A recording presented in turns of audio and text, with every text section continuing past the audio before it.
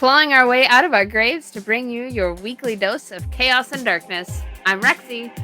And I'm Lily. And this is the Morning Report.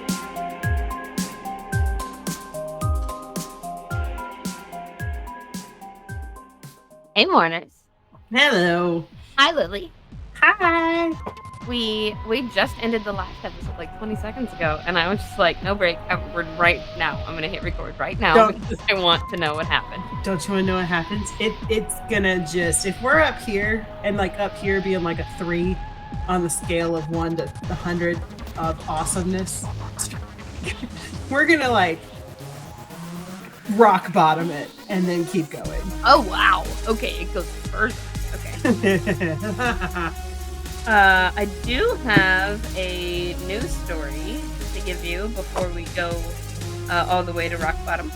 Is it fun? Is it funny? It is kind of something. Yeah, it is kind of. Should I wait till the end of this to tell it? Do we need something funny to end on? Probably. Okay. Let's do that. We'll Huh? save it. We'll save it for the end. Yeah, that works. You moved your camera. Did I? Did you? I don't know. You just No. looked. I don't know. 20 seconds is a lot for my brain to forget, apparently. When did you look like 20 seconds ago? I don't know. I don't either. I don't remember. All right, so welcome back. We are Hi. going to finish learning about Alan Legier. The douchebag of. No. His official title is Monster of the Miramichi. The monster of the Miramichi. Has he earned that title in your opinion? Oh yeah, super fucking. Okay, good. Because he's gonna like super check. He's gonna be Facebook verified. All right.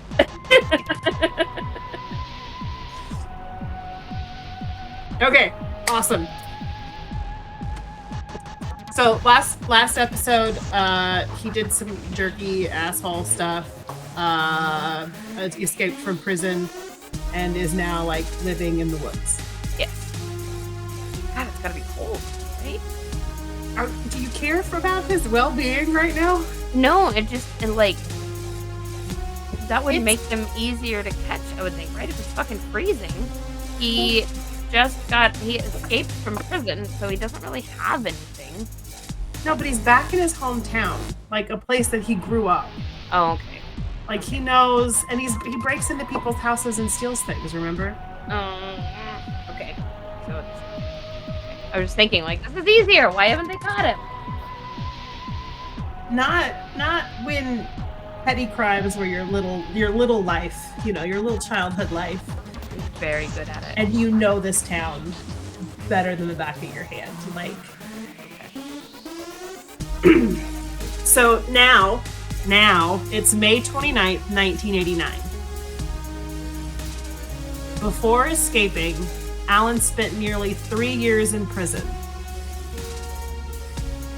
So it's 3 years after he was, arrested for the murder of the husband of the wife and husband team.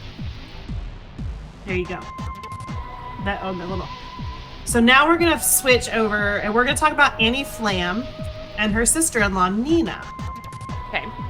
They ran a mom and pop grocery store. Annie was 75 and Nina was 61. And each, again, had an apartment above the store. Annie was locking up the store at 11 p.m. and Nina had already gone up to her place at 9:30. Annie came up to Nina's for a chat around 10:30, then left to lock up. Nina settled into bed a little after 11. Sometime in the night, she heard footsteps on the stairs. Her door opened and a masked man quickly came in and aggressively covered her mouth before she could scream. He then found pantyhose and used them to tie Nina's feet to the bed and her hands behind her back. He then covered her face with a pillow so she couldn't see. Nina had broken her arm a couple weeks prior, and she was made to lay on top of her cast in an awkward and painful way. He started searching her place for valuables while dropping hints, almost taunting her to imply that he knew her.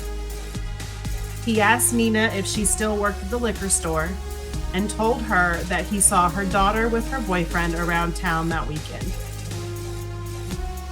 Then the man threatened to beat Nina senseless if she didn't tell him where the cash from the grocery store was kept. Nina didn't take care of the money, so she didn't know, and the man told her with his fists that that's not what he wanted to hear. He asked again and again, but she screamed and cried. She couldn't tell what she didn't know. He continued to beat her, threatening to rape her if she didn't give him the money. She couldn't give him an answer that satisfied him, so he raped her twice. Somehow, torture changes the answer, you know? Yeah. You know what? I magically know how to do that. I know it now. I'm sorry, you're right. I know. When he finally gave up, he cut her wrist ties and proceeded to choke her. Nina pretended to be dead in hopes that he would stop, because obviously pleading with him wasn't working. Thankfully, the man stopped before he actually killed Nina. He lit a fire inside her kitchen cupboard, then lit her mattress on fire before he left. The blaze in her room spread rapidly, but luckily Nina was able to get her feet untied. Through the smoke and her delirium, Nina found her way downstairs. She heard panicked knocking and realized it was coming from one of the doors. At first, Nina was afraid to open it, thinking her attacker had come back. But the voice shouting from the other side didn't sound like him. And by now it was 4 a.m., and an emergency crew smashed through the back door and got her to safety. The fire was put out and the search for Annie started. She was quickly found, tied to her bed, and her body was burned beyond recognition. Annie had been beaten and tied the same as Nina, but sadly she wasn't able to get free before the flames engulfed her. Nina would spend 4 months in the hospital recovering from 40% of her body being burned. Nina told police her attacker wore a belly chain like a prisoner would have. Police were almost certain that they knew this meant Legier was terrorizing the Miramichi again. What's a And belly? so when prisoners are tied, chained together, they're chained by their ankles. Their ankles and their wrists are chained, and then they're chained to their waist. And then they're chained to the person in front of them by a chain that goes around their waist. Oh, okay. I'm not sure why he would still have the police chain around his waist from his shackles if it's been 3 years. Right. Unless he can't get it off. Oh, But- that would make sense. Can't figure out a way But to in 3 years, you would have found a tool or... right? Bolt cutters or something? Yeah, unless he's just wearing it as I'm comfortable. I like this thing. I've grown accustomed to this I was gonna say murderous fashion. murderous fashion. Murder fashion. Oh, Leo said it'd only been a month after escaping. That's right. He spent 3 years in prison, and this is only a month. Oh, I see. Okay. Okay. That makes more Leo. sense. Why it would still be there. Yeah. Okay. So police were almost certain that they knew this meant Legier was terrorizing the Miramichi again, but as it turns out, Alan wasn't the only escaped convict at the time. 2 brothers had broken out of prison just a week earlier, about 1,000 miles south of the Flam's store. A pair of prison-issued glasses traced to Legier finally proved he'd been in the area, and the escaped convict brothers were caught by June and ruled out. In 1989, using DNA as evidence was in its infancy, so the semen samples they recovered from the assault of Nina was not yet the gotcha it might be today. Over the next few months, the town worried that Alan was hiding around every corner. waiting for you to let your guard down to pounce.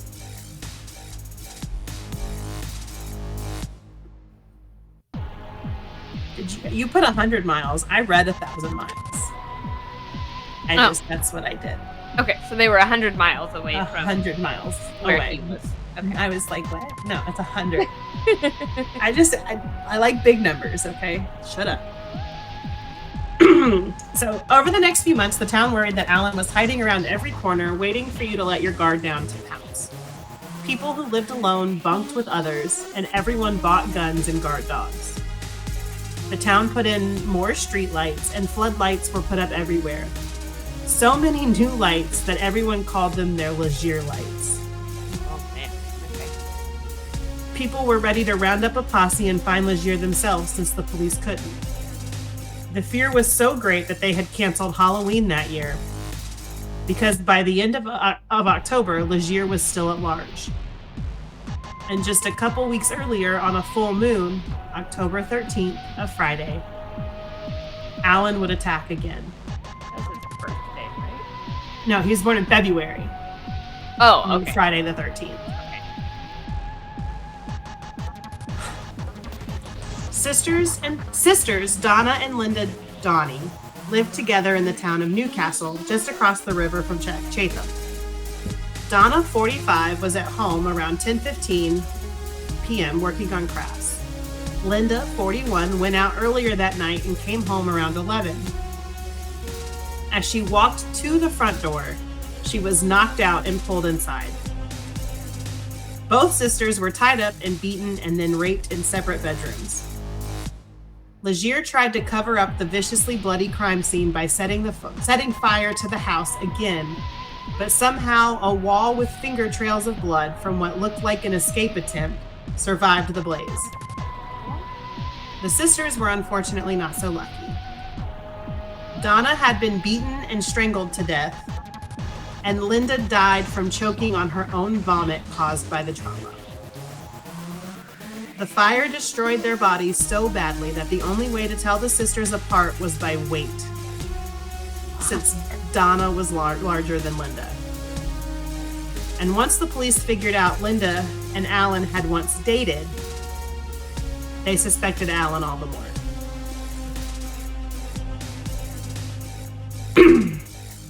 On a revenge thing. Yeah. So on October 28th, Legier was seen and followed into the woods by police. But Legier was able to escape again because he was so familiar with the terrain. Legier disappeared on them Rambo style, shooting at them and forcing them to flee. Even so, it might have felt like the walls were closing in on Alan because he only waited 3 weeks for his next victim, and next on his checklist was the church. So he was like, oh shit, I'm gonna get caught soon. I better murder as many people as I can. Well, what he's doing, if he dated Linda, he's going and finding people, it looks like, that have wronged him in his mind. Oh, yeah. Okay. Get through his list of... So, yeah. The body of 69-year-old Father James Smith was found on November 16th by parishioners when Father Smith was late to lead Sunday night mass. He was found in his house dead, lying next to an open safe. The gruesome scene showed that Father Smith had been tortured to death. He had cuts on his neck and chest, and his jaw was broken. His ribs and sternum were so badly smashed, they thought somebody must have repeatedly jumped on his torso. Father Smith seemingly had all of Legier's hate for the church taken out on him. This time, he didn't set a fire, so lots of evidence was found, but no DNA.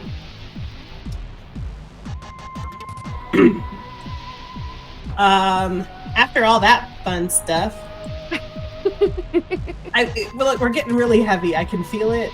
I don't like it. So, fun stuff. It's not fun though. Legier escaped with the priest's car, which they found at a motel next to a train station 50 miles away.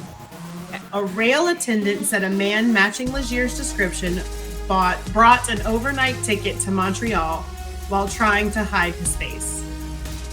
At 4:45 a.m., police unfamiliar with Legier stopped the train to search for him and were given the description of dark-haired man with an eagle head and a star tattooed on his right forearm.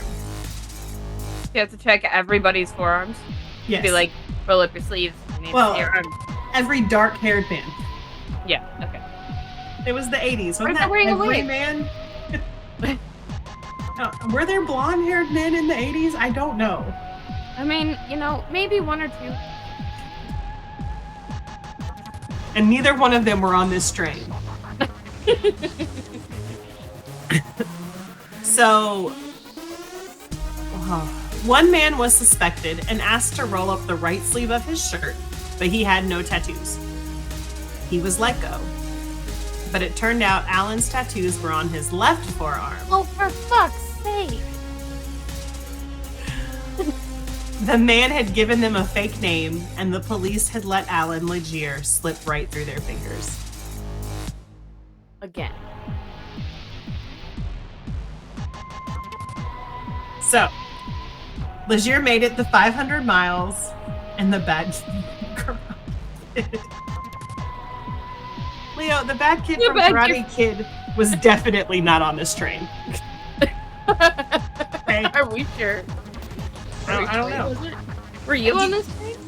Would he have let the bad kid from Karate Kid? Would he have let Mr. Legier go? He would have recognized it. He was a bad kid. But it's still karate. It was a chance to use his karate. Oh, that's true, huh? Could have swept his leg. He likes to show off. Swept his leg? Yeah. Okay, that's good. You're right. Again, we take this very seriously. I can't even take myself seriously. Oh, this sucks. Okay, keep going. We're almost done, I think. Yeah, we're almost done. We zoomed through the bad parts because there aren't any jokes to be made because it's all awful. Oh, it's so bad. It was just like, you know what I want to do for my fellow humans? Everything they've never wanted done to them. Hulk Hogan. He was also not on the train, as he would have stopped it as well. Well, no, he could have been. They just wouldn't have had to check his arms because he was wearing a tank top. Oh, Chuck Norris too. So Chuck Norris definitely would have stopped this guy. Yeah, but he's a redhead, not a blonde. Oh, yeah, you're right. And redheads don't exist in real life anyway, so. I know I live with one. He's definitely a myth. He's like he is. He is. Eric and Eric's the Oklahoma Bigfoot. Oklahoma Bigfoot. Who else? What was his name? Lundgren. Dolph Lundgren. That guy. Oh, Yeah, you remember him? Wasn't he Big Trouble in Little China? Didn't he also wear tank tops all the time? Yeah, he did. He wore tank tops. Wouldn't have had to check his arms. Yep. Okay. Needed a break. I think I can keep going. Okay. So, Legier made it the 500 miles west to Montreal, where he laid low for a week. The biggest manhunt in Canada's history began. Fear in the Miramichi was at an all-time high, and for some reason, Legier's next move was to go right back. What? It's the place that brought him the most pain and turmoil, and he's going to pay it back. Okay. I guess I see the motivation. I'm just like, I don't understand the drive. He had the cash to keep going and disappear. Like he could have just disappeared, but he just couldn't bring himself to leave. Nope. The Miramichi was what Alan knew, and nobody was gonna make him leave but himself. He was gonna leave when he was ready. Or when he finally fucked up enough. Yeah. By November 23rd, he was back in New Brunswick, where he carjacked a taxi to take him the 110 miles back home. The driver... He found a taxi to drive him 110 miles? No. He carjacked it. Oh, carjacked. Okay, I didn't hear that part. The driver drove the car into a ditch, but Legier flagged down another car and kept the original cabbie as a hostage. The driver of this car, the new car, was an off-duty Mountie, but she wasn't armed, so Legier forced her to drive. And halfway many encounters with law enforcement, and he just keeps getting away. So halfway there, they needed to stop for gas, and Legier took all of the Mountie's money and her keys. He then got out to pump gas and then went inside to pay. Little did Alan know the Mountie had a spare key, and so she drove herself and the cabbie to the nearest police station. Yes, good, nice. Okay, something good is happening. Legier then hijacked a truck driver at the station. Police now knew he was trying to get back to the Miramichi, so they set up blockades on all routes, and police gave chase to the truck that witnesses tipped them off to. 30 minutes later, the chase had forced the truck off the road, and Mounties surrounded it. After 7 months of running and living in the woods, Alan knew it was all over, and he surrendered. So, this is the good part of the story. Yay! The good part. Not the interesting part, but the good part. Okay. I like ending with something good. Legier was first convicted of escaping prison. And a year later, he was put on trial for 4 murders. The prosecution, but that's a start. Yeah. The prosecution relied on the physical evidence, like a cast of a bloody boot print from Father Smith's house that matched Legier's foot. Actually, I think there were only 4. Oh, were there really? Oh, there was the husband got away. Yeah, got away, the husband, okay. The sister, the 2 sisters. Yeah. And then, so that's 5. Yeah. The priest. The others got away. Wait, hold on. The priest, the sister, the 2 sisters. Is that it? And then the husband. That's 5. The husband. One of them, I bet you the husband they didn't pin on him. Not enough evidence they could use or something. I don't know. So anyway, the prosecution relied on the physical evidence, like a cast of a bloody boot print from Father Smith's house that matched Legier's foot. Legier claimed it was a case of being in the wrong place at the wrong time, saying he did rob the safe and unfortunately stepped in the blood, but somebody else had killed the priest. Bullshit. They followed up with testimony from the recovered Nina Flam.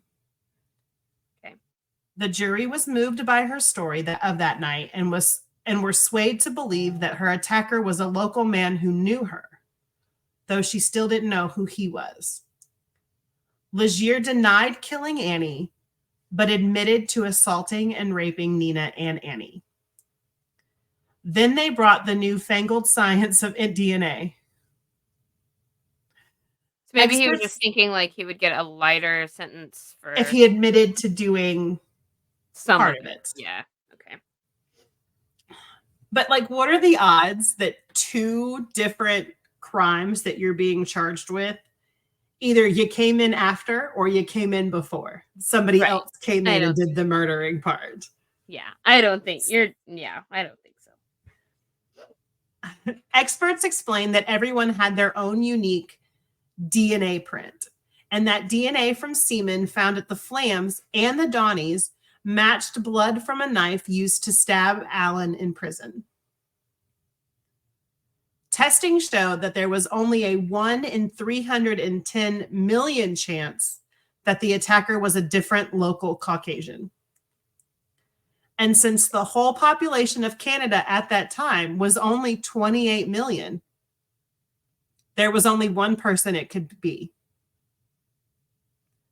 Similarly, Alan denied murdering Donna and Linda Donnie, putting the blame on an unknown accomplice who presumably started the fires and dealt the final blows. Bullshit. It's just like, oh, it's not my fault. It's somebody else's fault. But the jury was convinced it was him and him alone. Good. Alan Legier was convicted on 4 counts of murder and given a life sentence with the possibility of parole after 25 years. He was the first to be convicted using DNA in Canada. He was most recently denied parole in 2021 because he was still felt he was a risk. This is the kicker. Legier reportedly asked why the community couldn't forgive him, and then went on to deny murdering Father Smith and Annie Flam. In his eyes, he'll always be the child that burnt down the village to feel its warmth. And on the extra good side of things, Nina Flam went on to live another 30 years, surrounded by her loving children and grandchildren. She passed away in Newcastle, New Brunswick in 2015 at the age of 90. Hell yeah. Nice. And I think that last little bit of information was incorrect or not completely correct. Oh. So hold on. Okay. About Mina? No, Nina's fine. Oh, I thought you were saying Mina. It's Nina? No, Nina. Nina. Okay. I was under the impression that Legier was dead.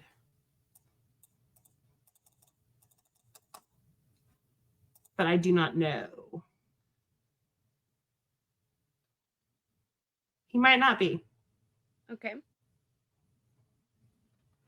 Still alive in prison would be, that'd be okay.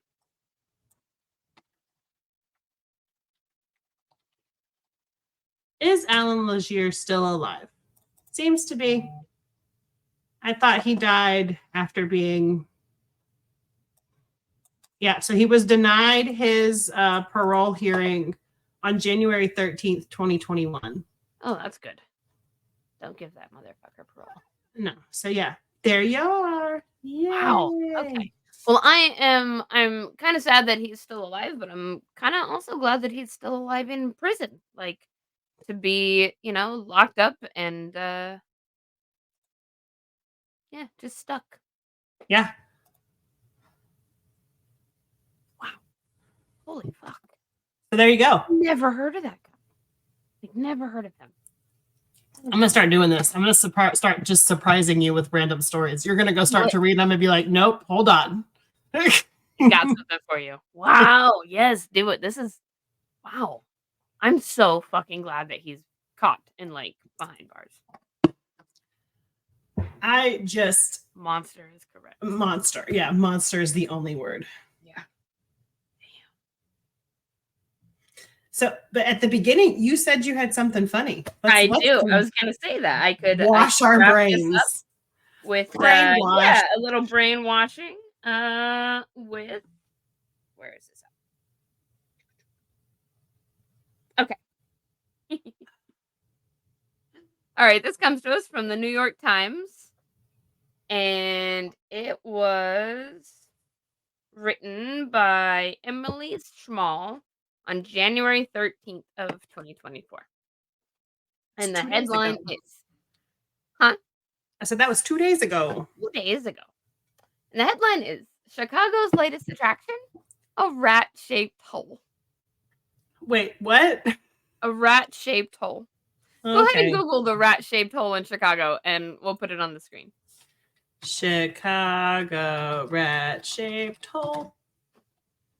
Winslow Dumaine was heading to a store on Chicago's north side when he saw it. A hole in the sidewalk on Roscoe Street with an uncanny resemblance to a rodent. Did you find it? I am so confused right now.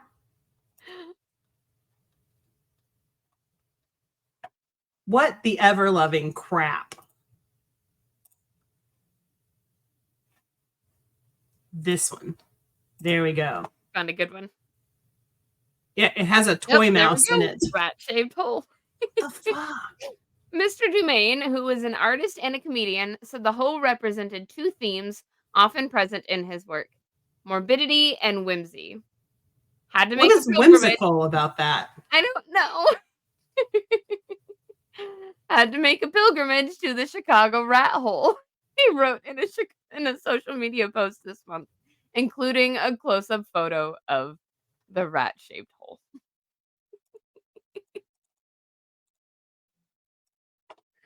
I think that's kind of amazing. I kind of like it.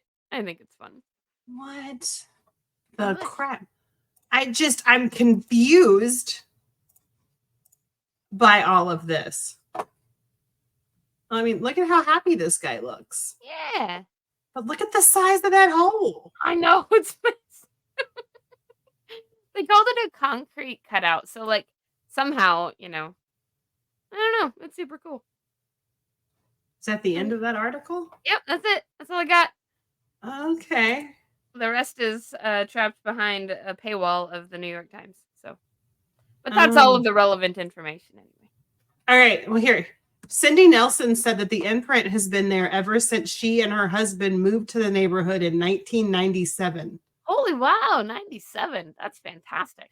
And that a neighbor who has lived there since the early 1900s told her it was there then too, or not the 1900s, the 1990s. Oh, okay. Okay.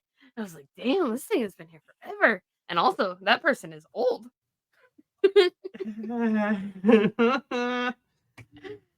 Numbers are not my thing right now. Okay, so years ago, there was a huge, old, beautiful oak tree above the imprint. Nelson said, adding that she believes it was actually a squirrel that fell out of the tree and plunged into fresh cement. Oh. Making what would become known as the rat hole. Okay. That would make sense. Explain why it's such a perfectly shaped. Like, it's perfect. It's such a it had to see what it is. So somebody said, where'd it go? Somebody goes, the rat fell in that cement, brushed himself off, and went to work. That's a good thought. I like that. So there.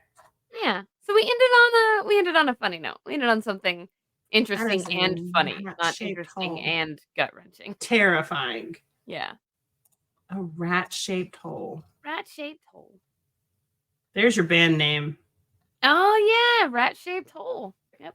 But see, in some pictures, it looks like a frog. A frog? Oh, I didn't see any frog ones. No. I'm just saying, in some pictures, it does look like. Oh, okay. A frog. Let me see. But if it open up, like this one looks like a frog. No, stop!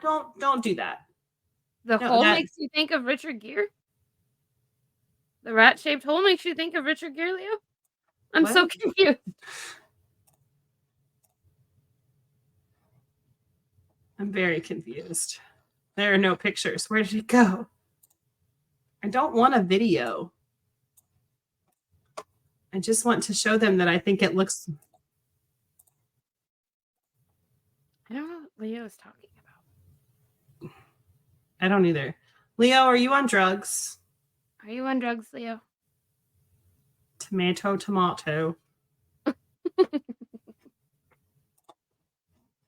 No. I think I saw what we have though. Yeah. Wait, stop it. I just want to show them a picture of when it looks like a frog. I thought you said there were no pictures. Well, I found them now. Oh, that guy is well, it's a video and I have to like pause it at just the right spot. Oh, I see. Okay. Leo, I do not know about the Richard Gere gerbil rumor. Never mind. There's a big old play button over it. You can't see it. Oh, bummer. Okay. That's a video. Is that a video? That's a video. Is that a video? X. I fucking hate Twitter. So stupid. I agree. Oh, wait, here. Share screen. That one. It looks like a frog to me a little bit, minus the big old tail, but it looks like a frog. Oh, it does. You're right, though. Okay. See, I'm good. No, So, I see it. Yeah. I still But hate then it. another one I saw, like, it was a totally different angle. It was, like, very clearly looked like a rat. A And there was rat a little or mouse a in it. squirrel. I Yeah. see squirrel. So that was funny. Oh, it's a naked mole rat. I want a naked mole rat. Go get one. I should go get one. I'm an adult. Yeah. I'm gonna go get dinner because I'm Go eat. Go eat. I love you. I love you too. And I guess I'm gonna look up this Richard Gere gerbil rumor. Yeah. Yeah, go do that and tell me about it because I don't want to know. Okay. Love you. This has been the morning report. The morning report. Oh, that was Bye-bye. different. I love you. Bye. I love you. Bye.